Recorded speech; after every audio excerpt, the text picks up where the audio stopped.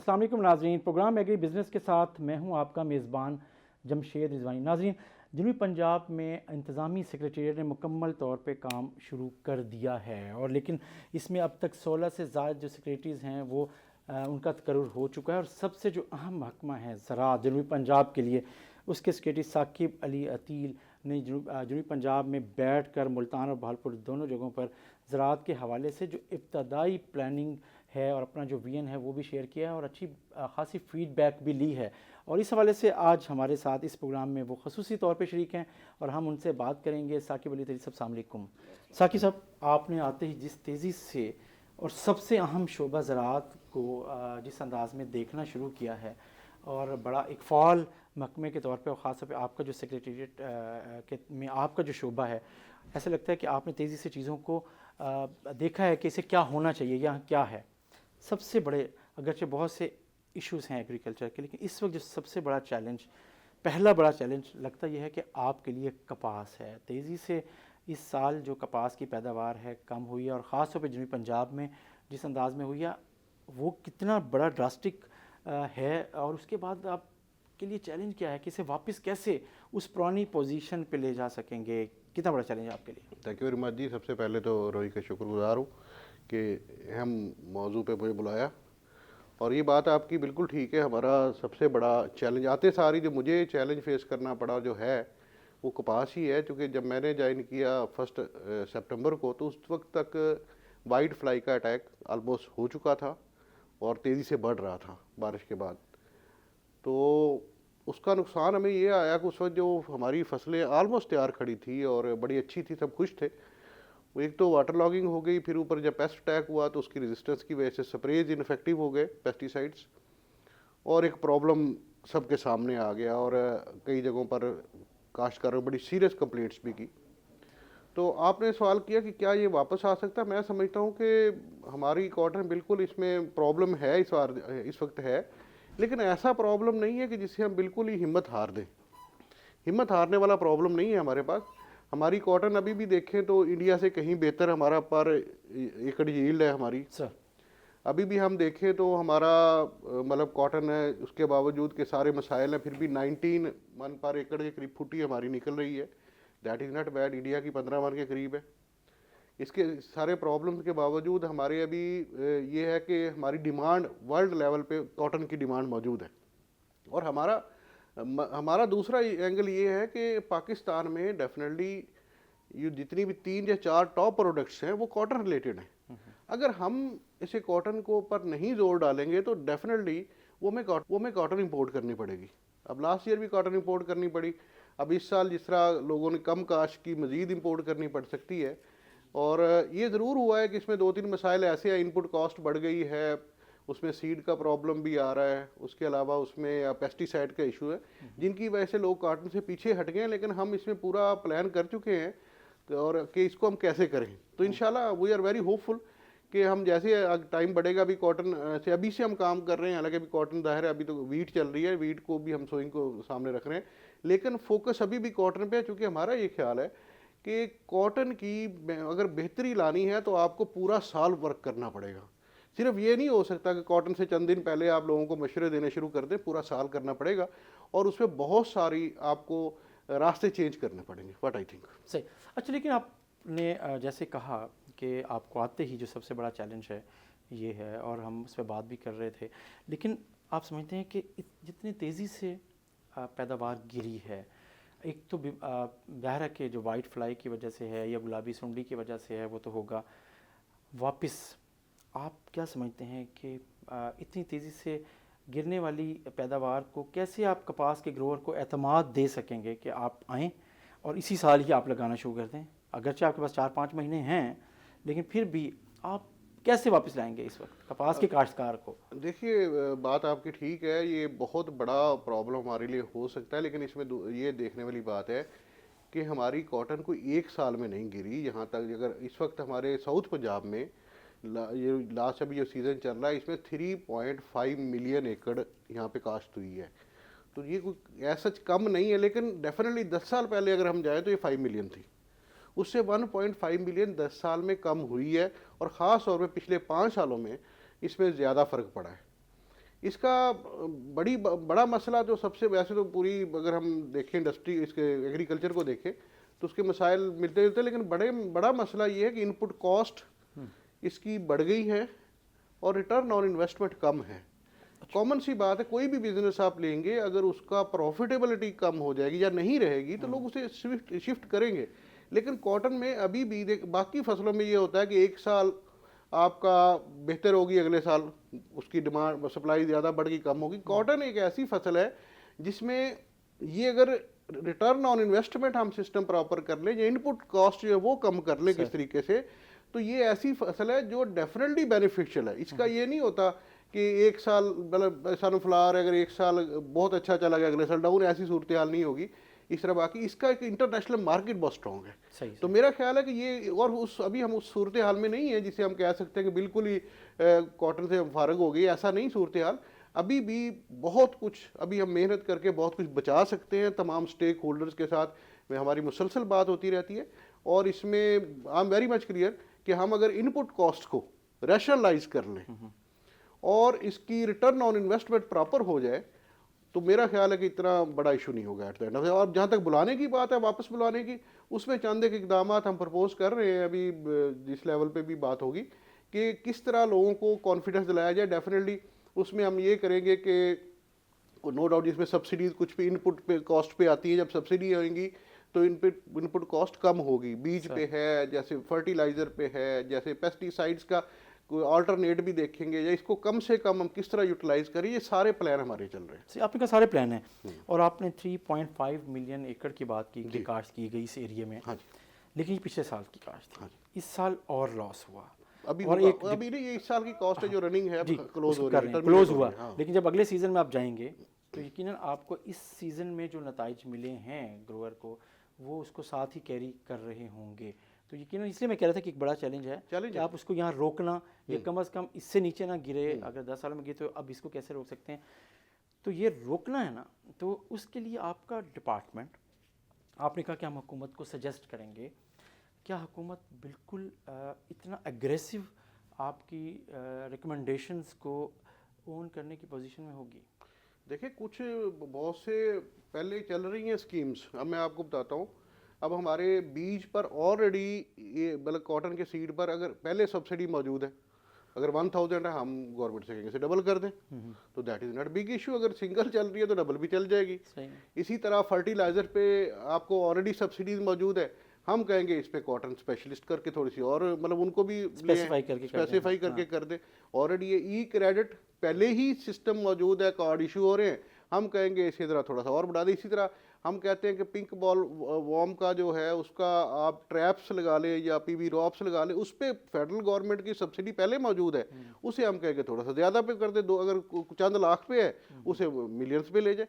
तो ये, और मेरा नहीं ख्याल कि ये इतना अग्रेसिव है कि गवर्नमेंट को प्रॉब्लम आएगा, क्योंकि गवर्नमेंट ऑलरेडी ये प्रायोरिटी में शामिल है और ऑलरेडी इस पर कर रही है। लेकिन जिसे वो कहते हैं ना, आप अग्रेसिव की बात की, थोड़ा सा one step more, a little head, वो वाला सूरत हाल है। तो मेरा ख्याल है कि हम कन्विंस करने में हो जाएंगे कामयाब गवर्नमेंट। चलिए, आप इंशाल्लाह, आप पूरी उम्मीद है, यकीनन आपके जहन में बहुत सी चीज़ें हैं और इंशाल्लाह होगा। लेकिन अगर आप समझते हैं कि आप फोकस करते हैं अगर सिर्फ कपास के हवाले से, तो सबसे बड़ा मसला कपास के बीज का है। एतमाद ग्रोअर है वो खो चुका है, वो समझता है कि हर वैरायटी ही रेजिस्टेंट नहीं है इन बीमारियों के ख़िलाफ़। तो क्या वाकई क्वालिटी बीज की ज़रूरत है? और आप समझते हैं कि हमारे जो रिसर्च, जो कॉटन रिसर्च के लोग हैं, इंस्टीट्यूट्स हैं, वो इस वक्त इस पोजीशन में हैं कि आगे आने वाले एक सीज़न में या उससे अगले सीज़न में कुछ कर पाएँ, हैरान कर दें ग्रोअर को कि नहीं हमारे पास, हम आपको दे रहे हैं? जहाँ तक क्वालिटी सीड की बात है, इसमें दो एंगल है सर। एक एंगल है कि कॉटन की वैरायटी और दूसरा एंगल है जो कॉटन सीड मौजूद है उसकी क्वालिटी सर। ये दो एंगल से देखना पड़ेगा हमें इस इशू को। जहाँ तक वैरायटीज़ की बात है तो ये मुसलसल चल ही रहा है दुनिया जहान में, इस पर लेटेस्ट रिसर्च हो चुकी हैं। अब इसमें ऑस्ट्रेलिया में आप देखें तो बोल गार्ड, हमारे यहाँ तो बोल गार्ड 1 की एक शेप चल रही है, BT1 जिसे BT हम कहते हैं। दुनिया में BT2 के बाद BT3 पे चले गए। ऑस्ट्रेलिया में खासतौर पे इस पर बड़ा भरपूर काम हो रहा है, दूसरी कंट्रीज में भी हो रहा है। ये तो रहती है हमेशा के लोग, हर साइंटिस्ट ट्राई करते रहते हैं कि बेटर से बेटर आपको बीज दें, इस तरह का बीज दें जो रेजिस्टेंट हो। अब हमारा ये लाजमी भी नहीं होता दूसरी तरफ कि बेहतरीन बीज दुनिया में हो वो यहाँ आके लाजमी चल जाए, क्योंकि हमारा इन्वायरमेंट डिफरेंट है, हमारा टेम्परेचर डिफरेंट है, हमारे उसके अलावा जो एग्रीकल्चर की प्रैक्टिसेस वो भी डिफरेंट है। तो यहाँ तक क्वालिटी डिमांड की बात है, डिमांड तो रहती है वैरायटीज़ की बेहतरी। अब क्या डिमांड है, मैं अगर ग्रोअर हूँ तो मेरी डिमांड होगी कि ऐसा सीड हो जिस पे ना हीट असर करे, जिस पे ना ये वार्म बॉल वार्म असर करे, ना उसे खा सके रेजिस्टेंट हो, जिस पे ना अचानक होने वाली बारिशें असर करें, और जिसका यील्ड भी बहुत ज़्यादा हो। तो ये मल्टी एंगुलर होता है। अब लाजमी नहीं है कि अगर रेजिस्टेंट है उसकी यील्ड भी अच्छी होगी। और हमारे ये खिते में पाकिस्तान के जो हमारी ख़ास तौर पे साउथ पंजाब का खिता है और आगे अभी चल रहा है, इसमें अगर पूरे पाकिस्तान में देखें तो ऑर्गेनिक मैटर की कमी ज़्यादा का मसला, लेकिन ये कॉटन के लिए स्टिल बहुत अच्छा है, इसमें क्वालिटी की डिमांड रहेगी। अब दूसरा सवाल जो आपने किया, क्या हमारे जो रिसर्च के अदारे हैं वो सरप्राइज़ दे सकते हैं? स्पीकिंग मैं ये नहीं समझता कि कोई सरप्राइज़ दे पाएंगे। दे सकते हैं, वो तो कोई कुछ भी कर सकता है, इम्पॉसिबल इज़ नथिंग। जहाँ तक है उनके दे मतलब आगे क्या दे भी पाएंगे उसमें प्रॉब्लम, मल्टीपल प्रॉब्लम है। हमें ये देखना पड़ेगा कि हम इन्वेस्ट इस पे रिसर्च पे खर्च कितना कर रहे हैं। हम शायद एशिया में लोएस्ट हैं जो रिसर्च पे खर्च कर रहे हैं। इसके बाद हम दुनिया में देखें तो बहुत ही नीचे हैं। डेवलप कंट्री 2.5 अपना जीडीपी का शेयर इस पे खर्च करते हैं, हमारा 0.2 पे तकरीबन है। तो उसके अलावा भी CCRR वाले मुझे बता रहे थे उनके सैलरी के इश्यूज भी हैं। जाहिर है जब उसमें थोड़ा सा हमें गवर्नमेंट को सपोर्ट करना पड़ेगा, उनकी फंडिंग बेहतर करनी पड़ेगी, उनको ज़्यादा सपोर्ट देनी पड़ेगी। It will take time. अब एक वैरायटी है, कोई एक वैरायटी हम उठाएं उसको कम से कम 49 मंथ लगते हैं। बॉलगार्ड 3 को 49 मंथ लगे थे कि बॉलगार्ड 3 का एक इवेंट रजिस्टर पहुंचने में।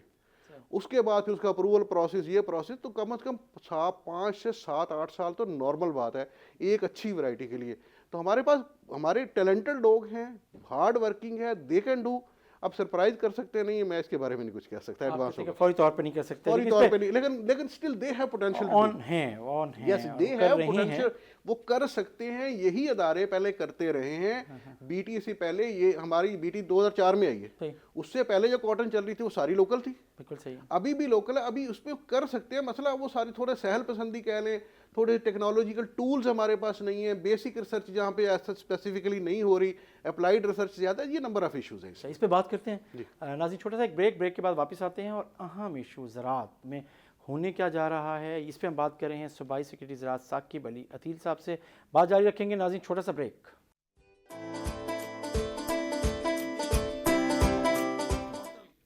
वेलकम बैक नाज़रीन, हम बात कर रहे हैं सूबाई सेक्रेटरी ज़राअत जनूबी पंजाब साकिब अली अतील साहब से। और हम ब्रेक पे जाने से पहले कपास की जो फसल की पैदावार में मुसलसल आप कमी आई है या ज़वाल पजीर हो रही है, उसके असबाब पे हम बात करें और इम्कानात पर भी। बीज की हम बात कर रहे थे साकिब साहब, आपने कहा कि अब हमारे यहाँ पोटेंशियल है, दे भी सकते हैं, काम कर रहे हैं, इम्कान है, लेकिन कुछ वक्त लग सकता है। जब तक क्या हम ये जो सीड टेक्नोलॉजी है हम बाहर से ले सकते हैं? हुकूमत की सतह पर यह भी कोई तजवीज़ ज़ेर गौर है? और क्या वाकई सीड टेक्नोलॉजी अडॉप्ट करने से फ़र्क भी पड़ेगा? आपको क्या लगता है? बिल्कुल, तजावीज़ तो हम भी सुनते रहते हैं कि है, और इस पर कमेटीज़ 2 बन चुकी हैं। एक पंजाब की कमेटी बन चुकी है कॉटन पे, गवर्नर साहब की सरबराही में बन चुकी है, दूसरी फेडरल लेवल पे। सीड पे काम हो रहा है कि सीड की मतलब उसकी वैरायटी पर, कि वैरायटीज़ अच्छी कहाँ से लाई जाए, अच्छा सीड कैसे बनाया जाए। अब दूसरा ये बात कि क्या ये हो पाए, उसका फ़ायदा होगा। अगेन मामला वही है कि हमारा इन्वायरमेंट डिफरेंट है। हमने यहाँ पे कुछ अर्सा पहले मुझे बता रहे थे माहिरीन, कुछ अर्सा पहले अमेरिका से इधर अच्छी बेहतरीन वैरायटीज़ ला के यहाँ पे कोशिश की गई, वो यहाँ के उन्होंने रिजल्ट नहीं दिया। तो इन्वायरमेंट डिफरेंसेस हैं। और फिर दूसरी बात देखने की ये है कि हमें उस सारे में लेट अस से सीड की हमें क्या चाहिए, हमें क्या पेस्ट रेजिस्टेंट चाहिए, डेफिनेटली चाहिए। अभी इसमें हमारा हीट जो स्ट्रक्चर, हमारा जो इसमें टेम्परेचर है वो पिछले 10 साल में 2.1 बढ़ गया है, हमें हीट रेजिस्टेंट भी चाहिए। अब क्या ये टेक्नोलॉजी तो मौजूद है, क्या वो हम प्रोड्यूस कर सकेंगे? तो ये नंबर ऑफ क्वेश्चन रिसर्चेस का बेसिकली फील्ड है। लेकिन आई स्टिल थिंक कि कॉटन की जितनी वैरायटीज़ दुनिया में मौजूद हैं, जितना कुछ इसकी मतलब कि आप कह सकते हैं कि इसकी इतनी सारे शक्लें हैं कि कॉटन को मुख्तलिफ तरीक़ों से इसको किया जा सकता है। इम्पॉसिबल नहीं है, मुश्किल ज़रूर है। अब सीड का जहाँ पे दूसरा आपने बात की थी, सीड की क्वालिटी जो फील्ड में मौजूद है, उसमें हम कई दफ़ा फील करते हैं कि हमारे बोले जो फेडरल सीड सर्टिफिकेशन उसको अप्रूव करता है, उनकी सारा कंट्रोल और उनके पास है, तो हम इस एफर्ट में हैं कि वो कंट्रोल हमें दें ताकि हम भी देखें कि ये क्वालिटी, क्योंकि कंप्लेंट ये भी आती है कि जर्मिनेशन ही नहीं हो रही है। अब जर्मिनेशन का ना होना का वैरायटी, इसके बीज की वैरायटी से कोई ताल्लुक नहीं, क्वालिटी से ताल्लुक है। बिल्कुल सही। तो बिल्कुल आपकी इसमें पॉसिबिलिटीज़ हैं। अब वो हो सकता नहीं हो सकता, वो that will take some time, उसको एक्सपेरिमेंटेशन से गुजरेगी, यहाँ पे लोकल लगाई जाएगी, फिर ये भी देखना पड़ेगा उसके यील्ड क्या आ रही है। तो ये 3 से 5 साल का कम से कम प्रोसेस होगा, उससे पहले इस बारे में हम कुछ नहीं कह सकेंगे कि ये लाजमी कामयाब हो जाएगी। अच्छा, आपने सिर्फ सबसे पहले हम बात की थी कि ग्रोअर को फाइनेंशियल वायबल होना चाहिए। अगर वो नहीं है, प्रॉफिट उसको नहीं मिल रहा, तो किसी भी फसल को से भाग जाएगा। और कॉटन के अगर भाग रहा है, एक तो मुसलसल फसल अच्छी ना होने की वजह से ज़ाहिर उसको बचत नहीं हो रही। अच्छी कीमत अगर आप दिलवाने में कामयाब हो जाएं, अपने एग्रीकल्चर इनपुट्स जो हैं अगर आप उन्हें हुकूमत से, वफाकी और सूबाई हुकूमत से फ़ायदा लेकर आप दे दें, डिलीवर करने में कामयाब हो जाएं, तो आप समझते हैं कि आप फौरी तौर पे वो नताइज कपास की फसल के हवाले से, काश्त के हवाले से जो आइंदा सीज़न में देख रहे हैं, वो हासिल कर लेंगे? इसका डायरेक्ट जवाब देने की बजाय मैं इसे समझूंगा कि इसके 3 एंगल से देखना पड़ेगा। पहला, रिटर्न ऑफ इन्वेस्टमेंट। डेफिनेटली अगर रिटर्न ऑन इन्वेस्टमेंट नहीं है, चाहे कोई भी आप बिजनेस कर रहे हैं, आप टीवी चैनल चला रहे हैं, तो अगर रिटर्न ऑन इन्वेस्टमेंट नहीं है तो कब तक चलाएंगे? पैशन एक हद तक चलता है, उसके बाद business definitely it is business. और सेकंड, उसमें हमारे यहाँ मैकेनाइजेशन नहीं है, ऑटोमेशन नहीं है, ये एक बड़ा प्रॉब्लम है। वो क्यों नहीं है कि बहुत से उसमें और मसाइल हैं। उसका तीसरा बड़ा मसला, हमारे जो फॉर्म्स है, साइज़, उसका साइज़ कम होता जा रहा है। अब जब पाकिस्तान बना था, या मतलब बाद में 1960s में शायद, हमारी 19% पॉपुलेशन ऐसी थी पंजाब की जो कि जिसकी ओनरशिप 1 हेक्टर से कम थी। सही। अब इस वक्त हमारी 67% पॉपुलेशन यानी कि जो ग्रोअर है, उसकी 1 हेक्टर से कम है। 1 हेक्टर से कम जब आपकी ओनरशिप है तो वो वैसे ही वायबल नहीं रहती। अब मसला ये है कि लेकिन दूसरी तरफ देखिए तो दुनिया में जो 80% कॉटन है वो स्मॉल ग्रोअर पैदा कर रहा है। ये भी इंटरेस्टिंग फैक्ट है कि वो स्मॉल ग्रोअर ही कर रहा है। अब उसके लिए हम उसे कैसे ईज कर सकते हैं? पहली बात तो डेफिनेटली यही है, हम उसे ऐसे ईज कर सकते हैं कि अच्छा बीज दे दे, अच्छी वैरायटी। अगर हम वो फौरी तौर पे नहीं दे सकते, जो हमारे पास अवेलेबल, उस पर फिर क्या है, जो अवेलेबल है वो चल रहा, उसमें हम क्या करें, हम उसको पेस्टिसाइड्स या इस तरह की हम उसका अल्टरनेट को सोल्यूशन जिस तरह भी गवर्नमेंट ने बायो पेस्टिसाइड की पॉलिसी लॉन्च की, फेडरल गवर्नमेंट ने, तो बायो पेस्टिसाइड हम कहीं लाओ, उसका डबल इम्पैक्ट होगा। एक तो ये होगा कि कॉस्ट उसकी डेफिनेटली कुछ कम होनी चाहिए। दूसरा ये होगा कि आपका जो नेचुरल इकोसिस्टम है, जिसमें आपके प्रीडेटर्स हैं, फ्रेंडली प्रीडेटर्स हैं, वो बढ़ेंगे। जब वो बढ़ेंगे तो वो ऑटोमेटिकली आपकी जो स्प्रेज की कॉस्ट, वो स्प्रे की डिमांड वो कम कर देंगे। ठीक है। तीसरा, इसके साथ हम ये करेंगे कि भाई ये करेंगे कि आपका पूरा जो वाटर है, वाटर कब लगाया जाए और बाकी सिस्टम कैसे किया जाए। जब आप स्प्रे पे इनपुट कॉस्ट कम कर रहे हैं, जब फर्टिलाइजर पे गवर्नमेंट सपोर्ट कर रही है, बीज पे कर रही है, तो डेफिनेटली अगर इस साल हम इसे करना शुरू करेंगे, इस साल अगर कोई हमें प्रॉब्लम भी आता है, तो अगले साल जो हमारे ट्रायल्स होंगे, जिन लोगों ने किया होगा, वो नताइज लोगों को वापस लाएंगे। तो वी आर होपफुल कि इस साल की जो एफर्ट हम कर रहे हैं, जिस तरह बायो पेस्टिसाइड पे हम जाने की कोशिश कर रहे हैं, आईपीएम पे जाने की कोशिश कर रहे हैं, इंटीग्रेटेड पेस्ट मैनेजमेंट दुनिया में हर जगह मौजूद है, उसको अगर हम जाने की कोशिश कर रहे हैं, तो आई होप कि ये अगले साल लोग वापस आएंगे और तीसरे साल कॉटन दोबारा अपने पाँव पे खड़ी हो सकती है। और सर, आपने कहा कि खड़ी हो सकती है, लेकिन आपके 2 बड़े चैलेंजेस जो इस सीज़न में भी आए कॉटन के, क्या आपने खुद भी आइडेंटिफाई किया कि ये माहौलियाती तब्दीली, 2.1% टेम्परेचर जो बढ़ा है इस एरिया में, वो खुद एक इशू है।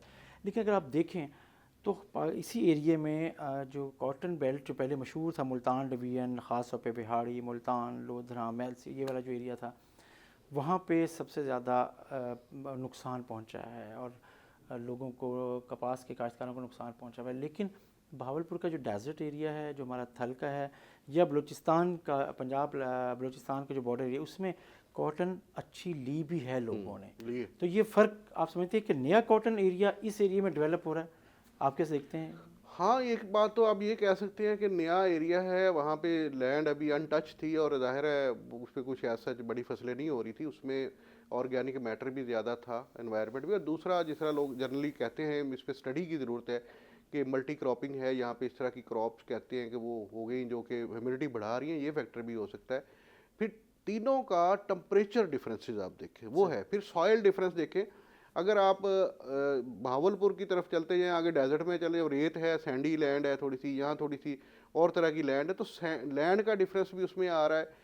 फिर उसके सब के साथ साथ भी अब ज़ाहिर उसमें अगर फ़र्ज़ करें आपकी ज़मीन पानी को ज़्यादा अब्जॉर्ब नहीं करती और वहाँ पे खड़ा खड़ा रहता है पानी, बारिश जिस तरह हुई 280 मिलीमीटर के करीब तकरीब पिछले साल हुई, अगर वो होती है बारिश यहाँ खड़ा रहेगा तो डेजर्ट में जाके वो पानी वाइपोरेट हो जाएगा या ज़मीन के नीचे चला जाएगा।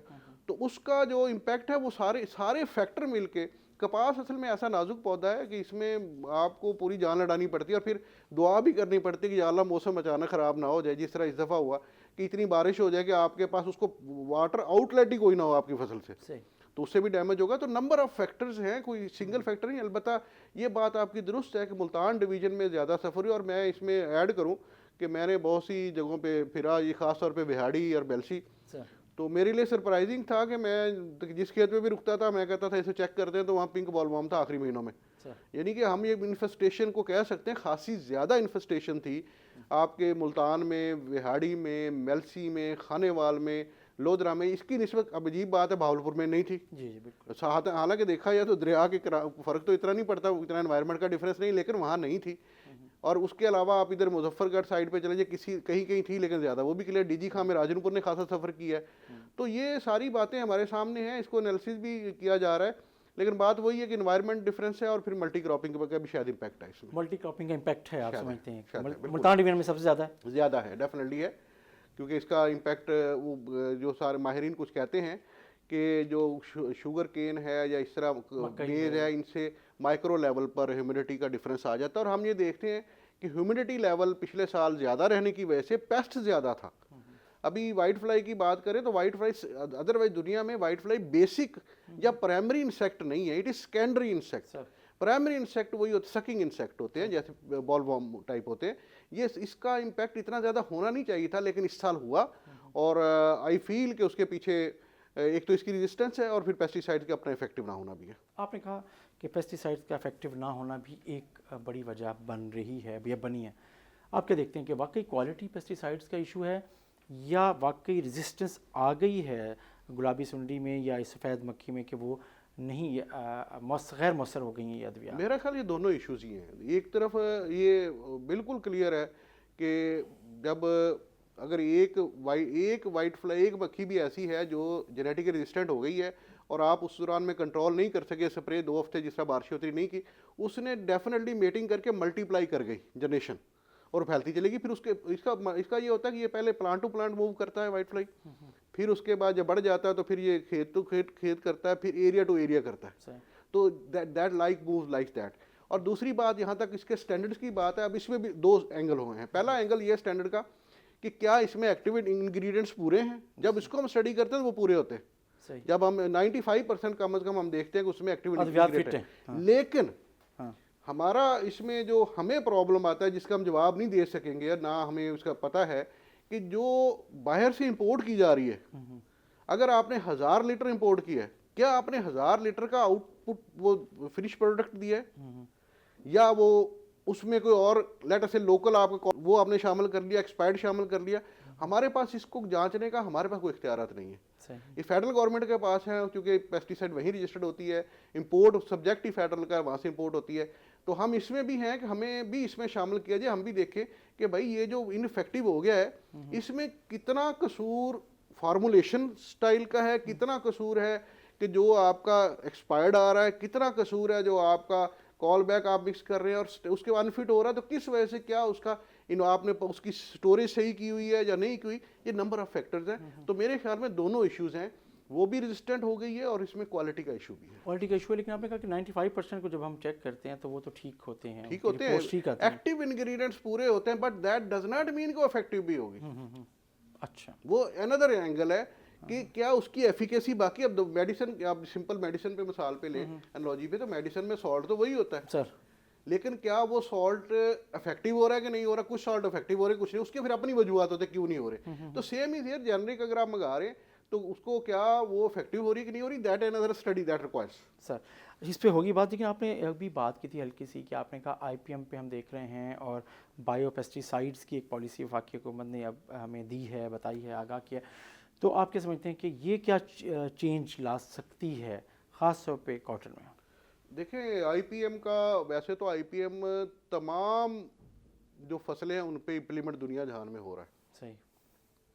कॉटन पे बहुत पहले से हो रहा है। हम्म, पहला हम अमेरिका में देखते हैं, पहला आईपीएम इंटीग्रेटेड पेस्ट मैनेजमेंट 1972 में अमेरिका ने जारी किया था, $500 मिलियन का। हम्म, और वो अभी तक मुख्तलिफ शक्लों में जारी है। सही। अभी आप इस वक्त जितनी भी डेवलप कंट्रीज है, इवन इंडिया जहाँ भी कॉटन भी प्रोड्यूस हो रही है और इवन अदरवाइज भी जहाँ पे फसलें हैं, ज़राअत है, वहाँ पे आईपीएम लाजमी है, मैंडेटरी है। उसकी वजह क्या? वजह ये है, इसका टारगेट वही है कि जब आप आईपीएम लाते हैं तो आप इनपुट कॉस्ट को कम करते हैं, मिनिमाइज करते हैं, या उसको, इसके दो तीन एंगल है। एक तो इनपुट कॉस्ट कम करना, फिर आपने बायोलॉजिकल जो आपका नेचुरल सिस्टम है उसको बढ़ाते हैं, जिसमें हमारे प्रीडेटर्स हैं, जो कीड़े, इस तरह दोस्त, किसान दोस्त कीड़े जिन्हें कहे जाते हैं, उनकी तादाद को बढ़ाते हैं। अब कॉमन सी बात है, अब इस साल की मिसाल ले लें, फर्ज करें कि पेस्ट, मतलब बारिशें हमारे अगस्त तक, 15 अगस्त तक बहुत अच्छी कॉटन खड़ी है, बारिशें शदीद हुई, 2 हफ्ते स्प्रे नहीं हुए, वाइट फ्लाई का अटैक हो गया। जब तक स्प्रे पानी वो ख़त्म हुआ, अंदर घुसने काबुल हुआ किसान स्प्रे करने के, उस तक वो बहुत फ्लेयर अप हो गया, और उसके बाद जब स्प्रे किया तो वो इनफेक्टिव हो गया। अब मसला क्यों हो गया? अब यहाँ पे ये था कि अगर वो आईपीएम होता, या इसमें पहले जो 2-3 स्प्रे किए किसान ने इससे पहले, उसकी वजह से 2 कीड़े कम हो गए, जो जैसे पिंक बॉल वार्म का, जैसे गुलाबी सुंडी आती है, उसके कीड़े कम हो गए, 2 कीड़े। या और जब स्प्रे किया, वो स्प्रे पेस्टिसाइड अकेला काफ़ी नहीं था, वहाँ बायोलॉजिकल सपोर्ट की ज़रूरत थी। हम इसमें अभी 3 लैब्स हमारे पास मौजूद हैं। विहाड़ी में एक लैब मौजूद है, मुजफ्फरगढ़ में है, और लिया में है। हम इसमें ये करने जा रहे हैं, हम इसमें प्रोजेक्ट बना रहे हैं आजकल, कि हर डिस्ट्रिक्ट में कम से कम एक बायोलॉजिकल लैब हो, जहां पर हम कीड़े रेयर कर सके, पहले भी करें उसको। अभी जो मौजूद है उसको हम कहते हैं 10 टाइम मल्टीप्लाई कर दें, क्योंकि हमारी इतनी वसी एरिया पर कॉटन है कि वो 2-3 लैब्स काफ़ी नहीं है उसके लिए। हमें 1 साल पूरा इस पर वर्क करना पड़ेगा। अगर इस साल हम जितना भी सप्लाई कर सके लोगों को वो करें, उसका इम्पैक्ट ये होगा कि आपका इनपुट जो पेस्टिसाइड का वो कम हो जाएगा। फिर हम कहते हैं आईजीआर लाएं, फिर हम कहते हैं बायो पेस्टिसाइड की जो पॉलिसी उसके मुताबिक आए, उसकी वजह से भी वो कीड़े नहीं मरेंगे। At the end of the day आपका कॉस्ट कम हो जाएगा। ये बड़ा एक फैक्टर। दूसरा इसका आईपीएम का फैक्टर होता है कि आपका इकोलॉजिकल साइकिल है, जो नेचुरल है, वो डिस्टर्ब ना हो, उसके लिए भी ये इंपॉर्टेंट है। और फिर आपके इन्वायरमेंट के लिए बड़ा इंपॉर्टेंट है। इकोलॉजी हर इन्वायरमेंट का हिस्सा है, ओवरऑल इन्वायरमेंट में फ़र्क डालता है। जब आप अभी देखें ना, कई पेस्टिसाइड इस तरह के हैं, वो स्प्रे होने के बाद 6-6 महीने पड़े रहते हैं ज़मीन में, उसको 6 महीने चाहिए डिजोल्व होने के लिए। वो ज़मीन को भी ख़राब आपके कर रहे हैं, वो अदरवाइज उसमें दूसरी फसलें होंगी उनको भी ख़राब करेंगे कॉटन के अलावा, उसकी डाइट को रेजिडू जो है डाइट में आ जाएंगे आपके। तो ये आईपीएम के मेन 3-4 बड़े पिलर होते हैं, और यही इलस्ट्रेट भी किए गए, यही बताए गए पॉलिसी में कि इसका मकसद क्या है। मकसद क्या? इस पर अभी एक पॉइंट की और वजाहत में चाह रहा था कि वो हो जाए, बायो पेस्टिसाइड्स का क्या पॉलिसी है, आगे कैसे देखते हैं, इसमें बात करते हैं। लेकिन नाज़रीन, छोटा सा ब्रेक के बाद वापस आते हैं।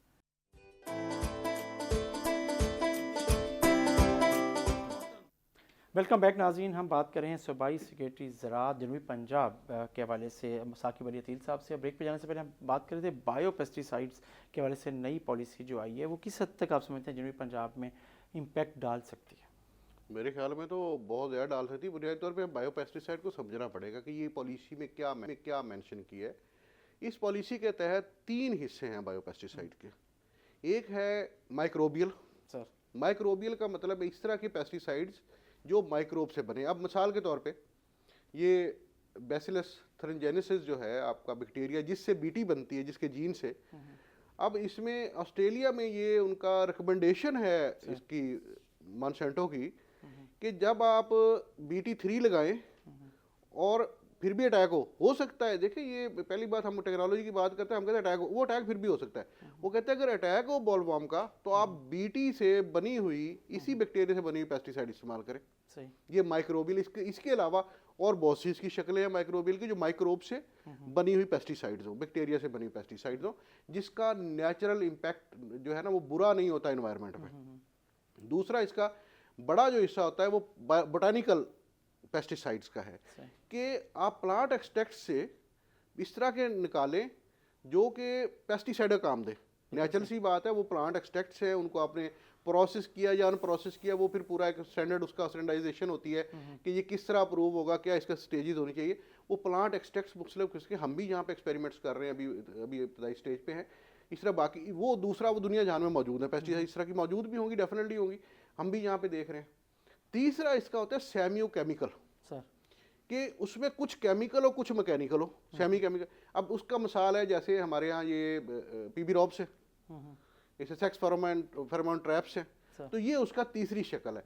तो इन तीनों शक्लों को इनिशियली थोड़ा सा लगता कॉम्प्लेक्स है, लेकिन है नहीं, जब इंप्लीमेंट होना शुरू हो जाएगा, क्योंकि पूरी दुनिया में हो रहा है, इंडिया में बहुत ज़्यादा हो रहा है। और इंडिया का आपको मैं बताऊं कि इंडिया में आईपीएम इतना इस्तेमाल हो रहा है कि अभी दुनिया की वर्ल्ड मार्केट में ऑर्गेनिक जो कॉटन है उसका 51% शेयर इंडिया से जाता है। अच्छा, इतनी ज़्यादा वो इस पर कर रहे हैं। अगर उनके उन्होंने और साथ उन्होंने ये किया है कि पिछले चंद सालों में अपनी प्रोडक्शन डबल की है, 4-5 जो मन होती थी उन्हें वो 15 मन पे ले गए, 7-8 मन से 15 मन करीब चले गए, हम उससे अभी भी आ गए हैं। तो मैं ये समझता हूँ कि हमारा जिस तरह पॉलिसी आई है, अगर हम इसे प्रॉपर फॉलो कर लें तो साउथ पंजाब में तो बेपनाह इसका पोटेंशियल है कि हम इसको कॉटन को भी खड़ा कर लेंगे। और लेकिन इसके साथ एक फैक्टर और होगा कि हमें इसके साथ साथ बाकी फसलों को भी देखना पड़ेगा कि वहाँ पे आईपीएम कैसे। आपने को कहा कि बाकी फसलों को भी देखना पड़ेगा, लेकिन अब हम आते हैं गंदम, दूसरी बड़ी फसल है इसे चीज़ों के हवाले से। आप समझते हैं कि इस दफ़ा जो गंदम अब काश्त हो रही है, आप अपना टारगेट जो है जो पंजाब में गंदम की काश्त का वो पूरा कर लेंगे, और आने वाली जो फसल है उस पर पैदावार को आप देखते हैं कि शायद शेयर उसका बढ़ जाएगा प्रोडक्शन में? जी डेफिनेटली बढ़ेगा। अभी जो आज की रिपोर्ट में देख रहा था सुबह, तो वो इस वक्त हमारा 3 से 5% पिछले साल की निस्बत ज़्यादा सोइंग हो चुकी है। यानी मैं दूसरे लफ्ज़ों में ये करूँ कि इस वक्त तक जितनी सोइंग हो चुकी है वो पिछले साल टोटल सोइंग के बराबर आ चुकी है तकरीबन। और अभी कुछ दिन लोग अभी काश्त कर रहे हैं अभी। तो आई एम वेरी होपफुल कि ये आसानी से हम टारगेट अचीव कर लेंगे और पिछले साल से ज़्यादा होगा। अब यहाँ पर भी हम लोगों को देखिए, अब हमने आईपीएम को ऑलरेडी कैसे इस्तेमाल करना शुरू किया। हम लोगों को सजेस्ट किया कि भाई नवंबर में आप नवंबर तक 30 नवंबर तक काश मुकम्मल कर ले। आपके साथ प्रोग्राम भी करते रहे, बार बार बयान भी देते रहे, टीवी पे भी लोगों को मिलते भी रहे। ये आईपीएम का हिस्सा है, टाइमिंग ऑफ क्रॉप। फिर हम लोगों से कहते रहे कि देखें आप अपनी वीट के साथ सरसों या कनोला या राया वगैरह साथ काश्त करें हर चारों तरफ, ये भी आईपीएम का हिस्सा है। अब तीसरा हमने जो कैलेंडर में भी हमने ये दोनों चीज़ें लिखी, तीसरा हमने उसमें लिखा हुआ है कि आप अगर आप अटैक होता है रस्ट का तो पेस्टिसाइड ना करें, वाटर का इस्तेमाल सिंपल स्प्रे कर दें। ये भी आईपीएम का हिस्सा है कि हम स्प्रे से अवॉइड करा रहे हैं, जो कि खाने की चीज़ है। और इसका दूसरा नुकसान स्प्रे का ये होता है कि इंटरनेशनल जब जाती है आपका प्रोडक्ट, अगर उसमें केमिकल रेजिड्यूज हैं तो वो वापस हो जाती है। तो ये भी आईपीएम का हिस्सा। हम मजीद इस पर अभी रिसर्च कर रहे हैं कि क्या एफिड वगैरह को भी हम किसी प्लांट एक्सट्रैक्ट से देख सकते हैं। उस पर इस साल हम तजर्बे करेंगे, होपफुली हम इसके भी रिजल्ट निकाल लेंगे। कीमत मिलेगी गंदम के काश्तकार को? अभी तक एक्सपोर्ट प्राइस की रिकमेंडेशंस क्या गई हैं? महकमा ज़राअत पंजाब के अनाउंसमेंट तो मेरे ख्याल अभी पेंडिंग है, पेंडिंग हो रही है। अभी तक जो हुई है उसका देखिए, जितना अनाउंस भी जो अभी बातें सामने आ रही हैं, 16,500 की आ रही है, तो इस पर ये तो यानी कम से कम ही होगी ना, इससे बढ़ जाए तो बड़ी बात है। लेकिन इस पर भी लोगों ने इंटरेस्ट शो किया है। इससे भी आप देख लें कि अभी आज के दिन तक अगर हम 3% पिछले साल से बेटर पोजीशन में जा रहे हैं, तो इट मीन्स किसान इसको अट्रैक्टिव है किसान के लिए। किसान को पता है कि ये कीमत भी अगर देंगे तो हमारे लिए प्रॉफिटेबल होगी। तो इसी तरह मैं जो पिछले हम बात कर रहे थे कि जब आप इनपुट कास्ट आपने कम कर दी ना, आपने प्रॉफिट बेहतर कर दिया उसका, तो ये दो चीज़ें मिलकर आपको बेटर यील्ड दे देंगी। अच्छा, आप समझते हैं कि गंदम की ज़्यादा पैदावार को फिर आप मैनेज भी कर सकेंगे? बाज़ का जब पैदावार ज़्यादा होती है तो आम काश्तकार को उसकी कीमत नहीं मिलती है, सरकारी इमदादी कीमत से भी कम पर उसे फ़रोख्त करनी पड़ रही होती है। इंश्योर कैसे करेंगे एग्रीकल्चर? वैसे तो सब्सिडी इसमें गवर्नमेंट जो कि सेल्फ परचेज करती है, खुद परचेज बहुत सारा हिस्सा कर जाती है।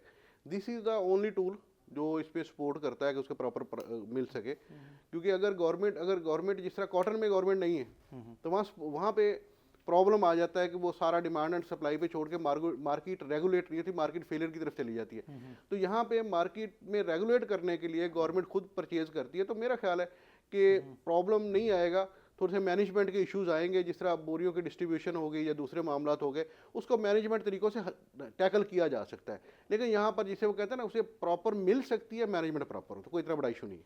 अच्छा, गन्ना की आप फसल को आप देख रहे हैं कि इस दफ़ा भी कीमत ठीक मिल जाएगी? ठीक मिल रही है लोगों को, मतलब उसमें गन्ने में डेफिनेटली उसमें जो अनाउंस किया ठीक मिल रही है। और उसका जो at the end of the day जो होता है ना, इसका नतीजा तजिया वो फसल की, वो क्रॉप की सोइंग पे होता है कि कितना सो कर रहा है। अगर तो किसान जैसे कॉटन अनप्रॉफिटेबल हो गई तो पीछे हट गया, अब अगले साल जब पता चले गन्ना सोइंग होती है तो वो क्या पीछे हट रहा है या आगे बढ़ रहा है। किसान का ऐसे ही हाल है फार्मर का, ग्रोअर का, जैसे किसी बिजनेस का है कि जिस बिजनेस में उसे प्रॉफिट होगा वो करेगा, और नेचुरली मैं इसको सपोर्ट करता हूँ, होना भी यही चाहिए।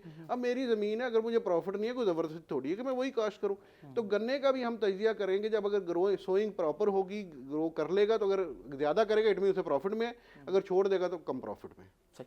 अच्छा, लेकिन अगर आपने थोड़ी देर पहले भी एक सवाल के जवाब में कहा कि हम एग्रीकल्चर रिसर्च के इदारों पे हम बात कर रहे हैं, डिपेंड भी कर रहे हैं, चीज़ें कर रहे हैं, लेकिन आप समझते हैं कि उनकी कैपेसिटी है या अभी उन्हें आपको सपोर्ट करने की ज़रूरत है हुकूमत? मैं ये समझता हूँ कि इसमें प्रॉपरली फ्रेजिंग करें इस जवाब जो मैं जवाब देना चाह रहा हूँ। तो मेरे ये ख्याल में हमारे रिसर्च के लोगों को इंटरनेशनल इदारों में स्टडी के लिए जाना चाहिए, लेटेस्ट टेक्नोलॉजी सीखनी चाहिए।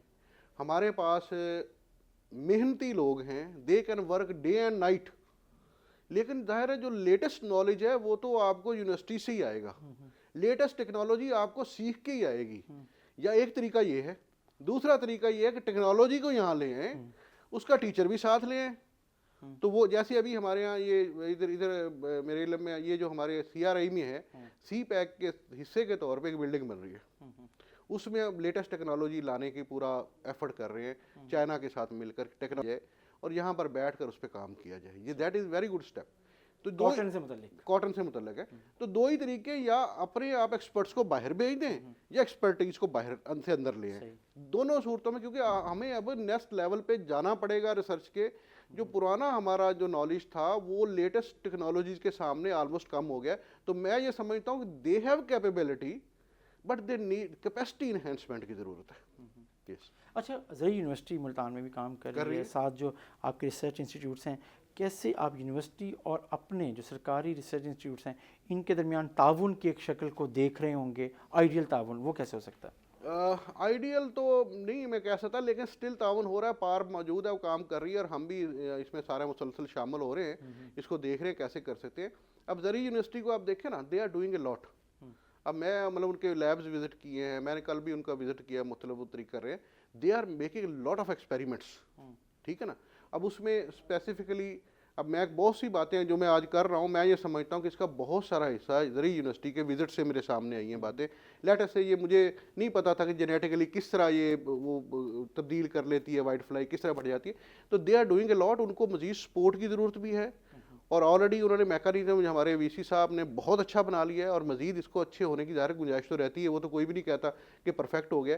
तो they are doing, specially mango पे जिस तरह वो काम कर रहे हैं, मैंगो पर बहुत अच्छा काम कर रहे हैं, कॉटन पे उन्होंने बहुत अच्छे उनके कर रहे हैं। और हमारा ये सारी जो हम स्टडीज़ कर रहे हैं, ये इसमें बायो पेस्टिसाइड या प्लांट एक्सट्रैक्ट्स पे सबसे बड़ा ज़्यादा रोल ज़रूरी यूनिवर्सिटी ने इसमें प्ले किया है। हमारा मतलब मैं एक नॉन टेक्निकल आदमी था 3 महीने पहले तक, तो मैं जो देखता हूँ, मैं उनके वर्किंग देखता हूँ, जो मैंने कहा मुझे कर दे, हालांकि वो शुरू में मुझे भी लगता, बाकी लोगों को लगता था अजीब सी बातें, but they are doing experiments किए उन्होंने प्लांट एक्सट्रैक्ट्स पे, हमारे लिए बड़े हैरान कुन थे।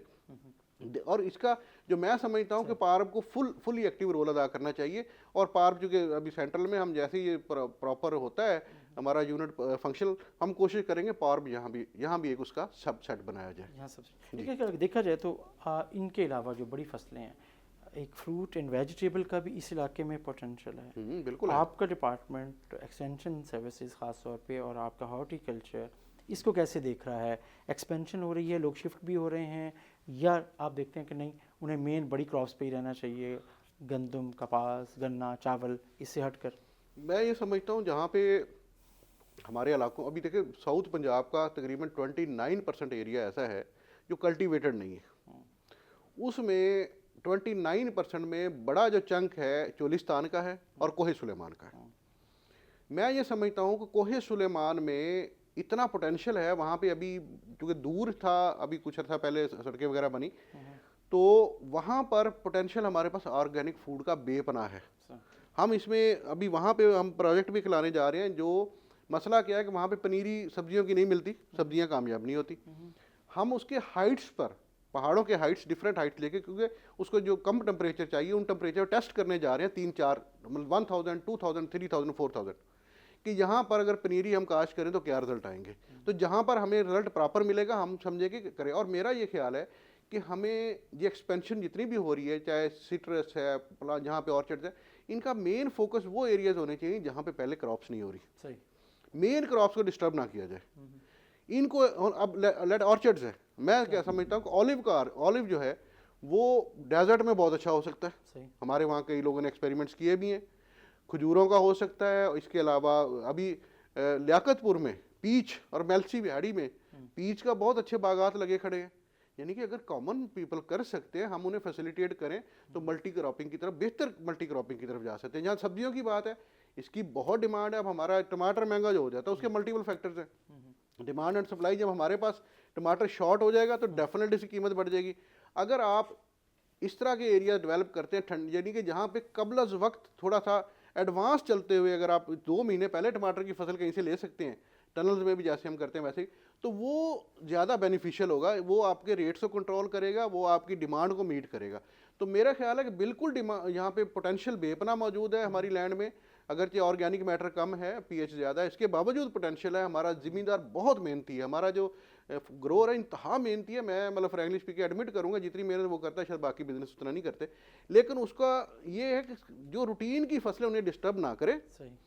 उन फसलों पे जाए, उन जगहों पे देखे जहाँ पे हमारा खास तौर पे एक्सटेंशन डिपार्टमेंट जहाँ फसलें नहीं हैं उनको कल्टीवेट करे, सही। तो that would be more beneficial. अच्छा, आखिरी बात की कि एग्रीकल्चर प्रोड्यूस के हवाले से जो प्रोसेसिंग और स्टोरेज के जो अरेंजमेंट्स हैं, या प्रोसेसिंग उसको कैसे वैल्यू एडिशन हो सकती है, इसका गैप लगता है ना मौजूद है, और इसका ज़्यादा ज़रूरत सिर्फ है। इसका जो स्टोरेज का मामला है, उसका सिर्फ प्रोसेसिंग से मामला नहीं है कि प्रोसेसिंग अच्छी होगी। मेरा ये समझना है कि हमारा 30% कम अज़ कम ऑफ सीजन जो हार्वेस्टिंग होती है, उसके बाद 30% हमारा ज़ाया चला जाता है स्टोरेज ना होने की वजह से। बिल्कुल सही। अब फॉर एग्जांपल टमाटर है, अच्छा। अब टमाटर अगर जिम्मेदार ग्रोअर ने ज़्यादा काश्त कर लिया है, आ गया है, तो स्टोरेज फैसिलिटी अगर उसके गांव में या नज़दीक है, वहाँ रख ले नॉमिनल प्राइसेस पे, उसे जो भी मिनिमम दिया जाए। जैसे ही बेटर प्राइस है उसे आउट कर दे, तो डेफिनेटली बेटर होगा। अब दूसरा स्टोरेज, लिहाजा स्टोरेज की जो है फैसिलिटीज़ डेफिनेटली बढ़ानी चाहिए, और गवर्नमेंट का इसमें प्रोजेक्ट भी है और इस पर काम हो भी रहा है। ये बढ़ानी चाहिए, और ये बिजनेस से बहुत बड़ी अपॉर्चुनिटी है, प्राइवेट सेक्टर को इसमें आना चाहिए। सही सही। और कि गवर्नमेंट storage का बढ़ाए। सपोर्ट आप दे सकते हैं। गवर्नमेंट इसमें ऑलरेडी प्रोजेक्ट चल रहा है जिसमें स्पॉन्सरशिप है गवर्नमेंट की, उसमें वो इसमें कर्जे भी दे रही है और उसमें कोई फैसिलिटीज़ भी दे रही है।